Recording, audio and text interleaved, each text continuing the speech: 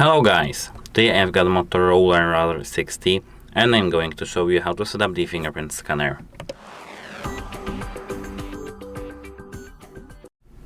So, at first you need to open the settings. Now, here scroll down to the security and privacy tab. Now tap device unlock. Make sure that screen lock is set at first. It can be either pattern, PIN or password. Let me, for example, set a pattern. It's required to set up the... Okay, now we can confirm. As I can see, it's actually required to set up the fingerprint. Here, after setting screen lock, you will see fingerprint. Confirm your screen lock right here and tap setup.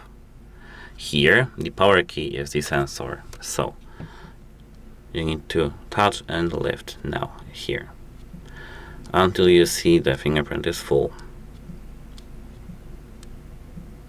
From time to time you need to change the positioning of your finger so that you will scan it whole.